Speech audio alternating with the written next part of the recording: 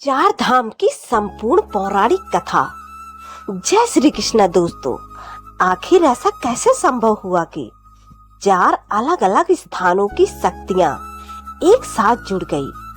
बद्रीनाथ, केदारनाथ, गंगोत्री और यमुनोत्री, ये चार धाम जिनकी अपनी अपनी अलग पहचान, देवी देवता और इतिहास है, वे एक ही पवित्र यात्रा का हिस्सा कैसे बन गए?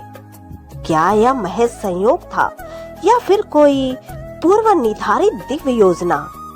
हजारों वर्षों से ऋषि मुनि, राजा महाराजा और अब आम जन भी इस अलौकिक यात्रा की ओर खींचे चले आते हैं।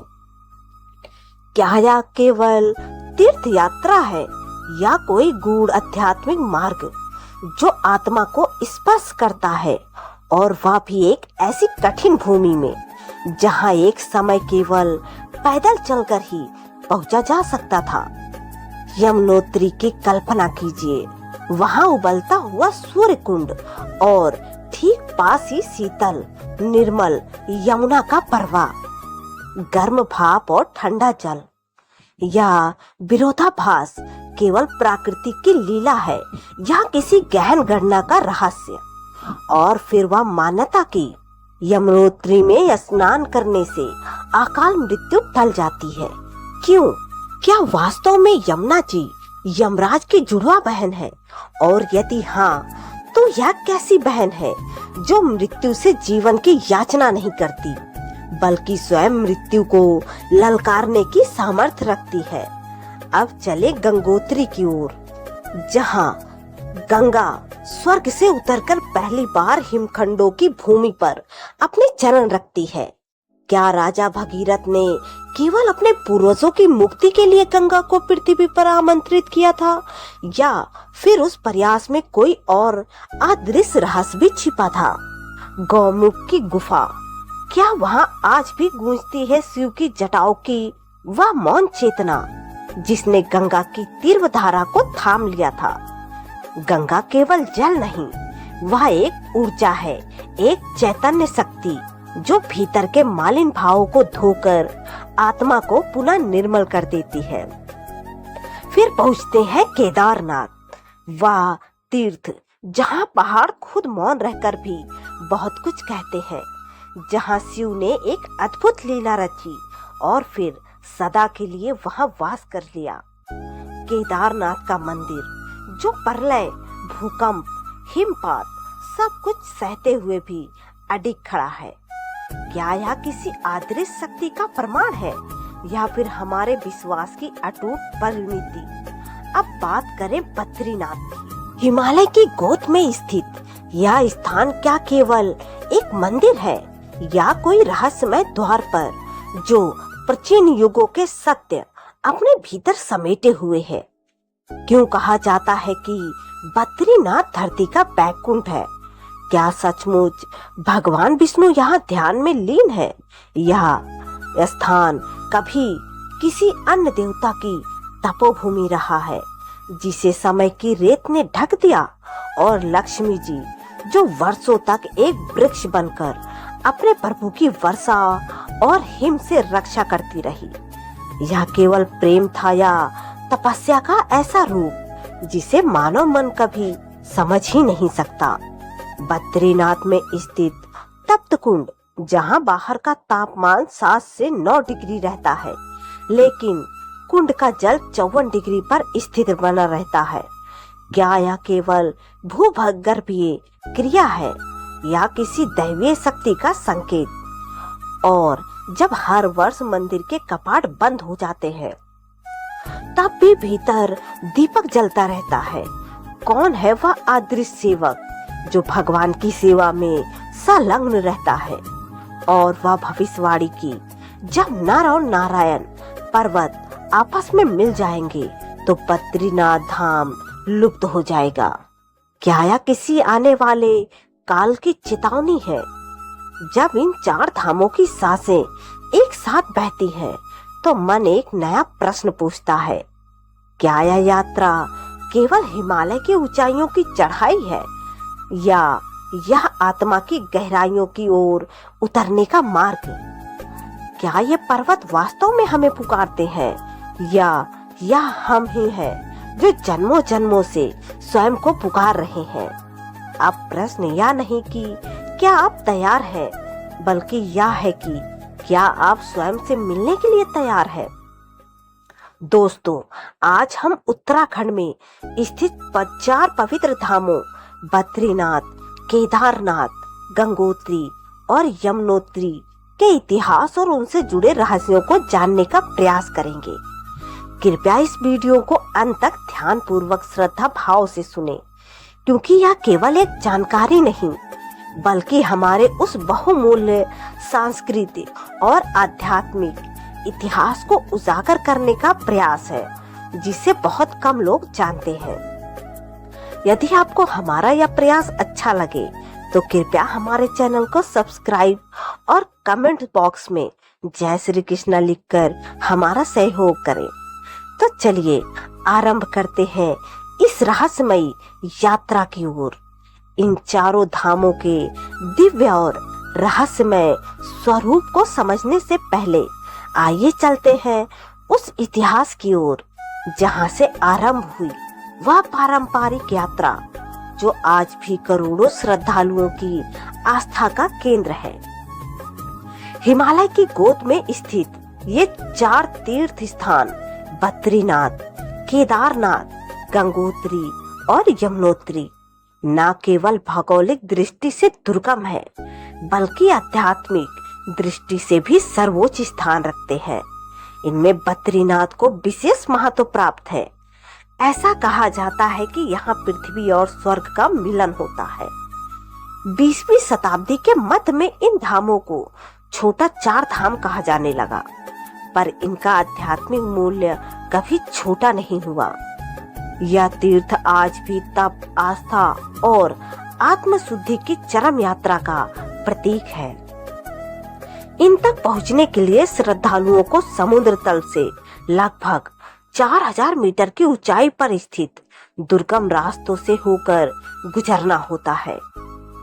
हिंदू धर्म ग्रंथों के अनुसार यमुनोत्री, गंगोत्री, केदारनाथ और बद्रीनाथ केवल तीर्थ स्थल नहीं है, बल्कि वे ऊर्जा केंद्र है, जहां आत्मा मोक्ष के समीप पहुंचती है। कहा जाता है कि इन धामों के दर्शन मात्र से मानव का जीवन पवित्र हो जाता है और आत्मा जन्म मरण के बंधन से मुक्त हो सकती है। 4 धाम यात्रा की शुरुआत यमुनोत्री और गंगोत्री से होती है। तीर्थयात्री यहाँ से पवित्र जल लेकर केदारनाथ पहुँचते हैं और वहाँ भगवान केदारेश्वर पर जल अभिषेक करते हैं। यह यात्रा एक परिक्रमा के रूप में मानी जाती है, जिसमें हरिद्वार, ऋषिकेश, देवप्रयाग, टिहरी, धरासू, यमुनोत्री, उत्तरकाशी, गंगोत्री, त्रियुगी नारायण और अंत में केदारनाथ का मार्ग तय किया जाता है। बर्फ से ढकी हिमालय की चोटियों में, जहां आकाश और पृथ्वी जैसे संवाद करते हो, वहां हर पेड़, हर पत्थर और हर धारा मानो शांति की भाषा बोलती है। यही जन्म लेती है वह चेतना जिसे हम देवी यमुना कहते हैं। एक दिव्यता जो न केवल प्रकृति की प्रवाहित होती है, बल्कि आत्मा की गहराइयों को भी स्पर्श करती है। यमुना का जन्म एक साधारण घटना नहीं थी, बल्कि एक ब्रह्मांडीय संतुलन की नींव थी। इस कथा की शुरुआत होती है सूर्यदेव से, जिन्हें वेदों में जगत की आत्मा कहा गया है। उनका तेज इतना तीव्र था कि उनकी पत्नी संज्ञा, जो विश्वकर्मा की पुत्री थी, उस तेज को सहन नहीं कर सकी। उन्होंने अपनी छाया देवी को सूर्य के पास छोड़ दिया और स्वयं तपस्या हेतु हिमालय चली गई। सूर्य देव को यह ज्ञात नहीं था कि उनके साथ अब संज्ञा नहीं, बल्कि उनकी छाया रह रही है। इसी छाया और सूर्य के संयोग से यमराज, शनिदेव और यमुना का जन्म हुआ। यमुना के भीतर करुणा और शीतलता का रूप समाहित था, जो उनके पिता सूर्य के प्रखर तेज के विपरीत था।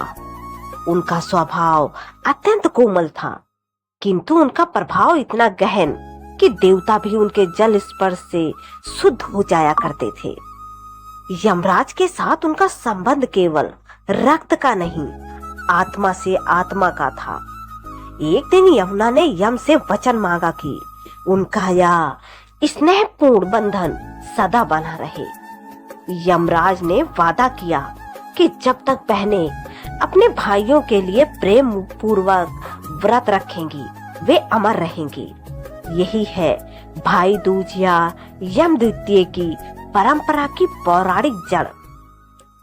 एक परंपरा जो प्रेम, श्रद्धा और आत्मीयता का प्रतीक बन गई। लेकिन यमुना की गाथा यहीं समाप्त नहीं होती। जब देवी यमुना ने स्वयं को एक नदी के रूप में प्रकट किया, तब वे केवल जलधारा नहीं बनी, वे जीवन के पापों को धोने वाली शक्ति, हृदय को निर्मल करने वाली चेतना बन गई। पद्म पुराण में वर्णित है कि दो पापी भाइयों में से एक ने केवल यमुना में स्नान करके स्वर्ग प्राप्त किया। रामायण में वर्णन आता है कि जब हनुमान जी लंका दहन के बाद लौटे, तब उनकी पूंछ जल रही थी। उन्होंने यमुनोत्री के पावन जल में पूंछ डुबोई और अग्नि शांत हुई। यही स्थान आज बंदर पुंछ के नाम से जाना जाता है। द्वापर युग में जब श्री कृष्ण का जन्म हुआ, तो यमुना से उनका संबंध और भी प्रगाढ़ हुआ। जब वासुदेव नवजात श्री कृष्ण को टोकरी में रखकर गोकुल ले जा रहे थे, तब यमुना की लहरें मानो श्री कृष्ण के स्पर्श को चाहने लगी। जैसे ही उन्होंने श्री कृष्ण का चरण छुआ, यमुना शांत हो गई। यह एक दिव्य आत्माओं का मिलन था। बाद में कालिंदी रूप में यमुना ने श्री कृष्ण से विवाह किया और उनकी 8 प्रमुख पत्नियों में स्थान पाया। यह विवाह केवल प्रेम नहीं, बल्कि भक्त और भगवान के मिलन की चरम परिणति थी। यमुना का सबसे पवित्र रूप आज भी यमुनोत्री में देखा जा सकता है। वहाँ सप्तर्षि कुंड से उनकी जलधारा निकलती है, जो तप्त सूर्य कुंड की गर्माहट और हिम की शीतलता का अद्भुत संगम है। यही वह स्थान है जहाँ ऋषि असित मुनि ने वर्षों तपस्या की थी। वृद्धावस्था में जब वे गंगा स्नान करने में असमर्थ हुए, तब गंगा स्वयं एक जलधारा के रूप में यमुनोत्री पहुंची। यह देवी यमुना की तपस्या और ऋषियों के प्रति समर्पण का प्रमाण है।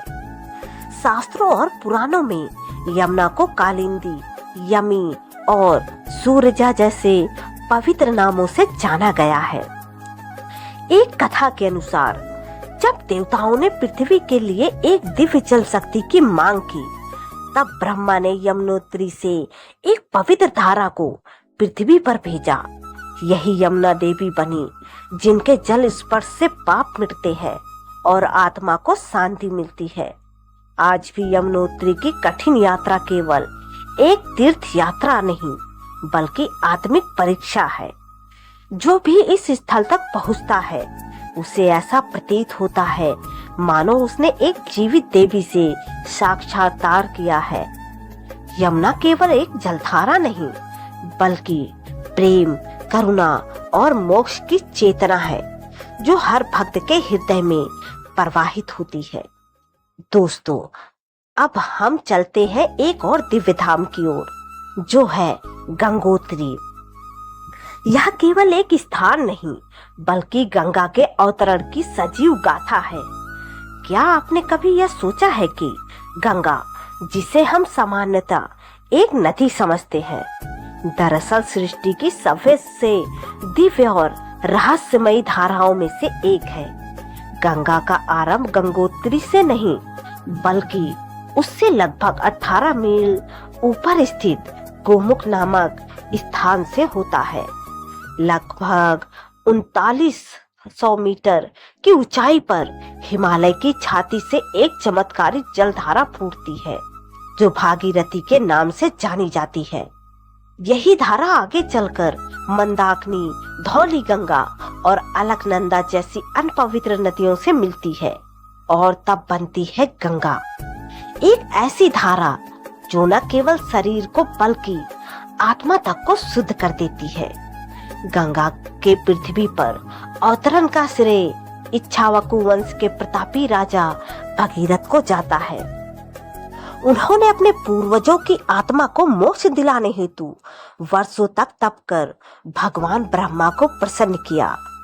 ब्रह्मा ने उन्हें बताया कि गंगा के वेग को केवल भगवान शिव ही नियंत्रित कर सकते हैं। तब भगीरथ ने शिव की कठोर तपस्या की और अंततः शिव जी प्रसन्न होकर गंगा को अपनी जटाओं में समाहित करने को तैयार हुए। जैसे ही ब्रह्मा ने गंगा को कमंडल से पृथ्वी की ओर प्रवाहित किया, वह अत्यंत वेग से दौड़ी, लेकिन भगवान शिव ने उसे अपनी जटाओं में बांध लिया और जब भगीरथ ने पुनः शिव से प्रार्थना की, तब उन्होंने गंगा को धीरे धीरे पृथ्वी पर प्रवाहित किया। यही कारण है कि गंगा को शंकर जटा जूट विहारिणी भी कहा जाता है। एक अन्य कथा के अनुसार गंगा को प्रादुर्भाव विष्णु के चरणों से हुआ था। जब भगवान विष्णु ने वामन रूप में 3 पग में तीनों लोगों को नापा, तब ब्रह्मा ने उनके चरण धोकर वह पवित्र जल कमंडल में भर लिया। वही जल आगे चलकर गंगा बना, इसलिए उन्हें विष्णुपति भी कहा जाता है। गंगा देवी को हिमवान की पुत्री और देवी पार्वती की बहन भी कहा गया है। इस तरह से गंगा का पार्वती से केवल पारिवारिक नहीं बल्कि आत्मिक संबंध भी है। स्कंद पुराण में वर्णित एक कथा के अनुसार देवी गंगा को कार्तिकेय की सौतेली माता भी माना गया है। यहाँ तक कि जब देवी पार्वती ने उपटन से गणेश की मूर्ति बनाई और उसे गंगा जल में स्नान कराया, तभी उसमें प्राण आए। इसलिए गणेश को द्विमात्र अर्थात 2 माताओं वाला कहा जाता है, जिनमें एक पार्वती और दूसरी गंगा है। ऋषि जानुओं की कथा भी अत्यंत रोचक है। एक बार गंगा के वेग से उनका यज्ञ मंडप बह गया। क्रोधित होकर ऋषि ने गंगा को पी लिया, लेकिन देवताओं के आग्रह पर उन्होंने गंगा को अपने कानों से बाहर निकाल दिया। तब से गंगा जानवी कहलाती है। इन सभी कथाओं को जब हम एक साथ देखते हैं तो यह स्पष्ट होता है कि गंगा किसी एक घटना या स्थान से नहीं जुड़ी है। वे त्रिदेवों की कृपा, सृष्टि की चेतना और तपस्वियों की भक्ति का प्रतिफल है। वे ब्रह्मा की रचना, विष्णु की कृपा, शिव की सहनशीलता और पृथ्वी की धैर्यशीलता का सजीव संगम है। यही कारण है कि गंगा केवल एक नदी नहीं बल्कि चेतना की वह धारा है जो अनादिकाल से मानवता को दिशा, शुद्धता और मोक्ष प्रदान करती आई है। ऋषिकेश से लगभग 223 किलोमीटर की दूरी पर हिमालय की रूह तक पहुंचने वाली संकरी, घुमावदार और सिहरन भर देने वाली सड़कों से होते हुए जब कोई तीर्थयात्री केदारनाथ की ओर बढ़ता है तो जैसे जैसे ऊंचाई बढ़ती है वैसे वैसे सांसें धीमी और श्रद्धा गहरी होती जाती है। समुद्र तल से 3583 मीटर की ऊंचाई पर बर्फ से ढकी चट्टानों और बादलों की गोद में एक प्राचीन पत्थर की इमारत अवतरित होती है जो ना जाने कितने युगों से समय के थपेड़ों को मौन तपस्वी की भांति सहन करती चली आ रही है। यही है केदारनाथ धाम। यह केवल एक मंदिर नहीं बल्कि यह शिव की देवता का स्तंभ है जो मंदाकिनी की शांत धारा के तट पर हजारों वर्षों की कथाओं और श्रद्धा को अपने भीतर समेटे खड़ा है। इसकी दीवारों पर जमी हिम की परतों में इतिहास की सांसें गूंजती है और इसकी छाया में असंख्य आत्माओं को मोक्ष का मार्ग मिला है। केदारनाथ यह नाम स्वयं में एक मंत्र है। संस्कृत में केदार का अर्थ है क्षेत्र और नाथ का अर्थ है स्वामी, अर्थात क्षेत्र के ईश्वर। यह कोई भौगोलिक व्याख्या मात्र नहीं, बल्कि शिव के उस स्वरूप का संकेत है जो संपूर्ण चेतना का अधिष्ठान है।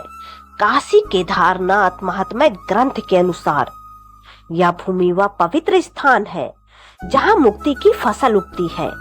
यहाँ की हर शीतल हवा, मंदाकिनी की हर लहर और प्रत्येक चट्टान की दरारों से मुक्ति का मंत्र झरता है। इस देवालय का स्थापत्य भले ही किसी ज्ञात कालखंड में अंकित ना हो पाया हो, पर इसकी आत्मा अनादि अजर और अमर है। यह शिव का वह रूप है जो काल से परे है, जो परिवर्तनशील संसार में भी अटिक है। यह मंदिर किसी राजा की कीर्ति नहीं, अपितु सनातन श्रद्धा की वह ध्वजा है जो हिमालय की हर आंधी को सहकर अडिग खड़ी है, मानो स्वयं महाकाल उसमें निवास कर रहे हों।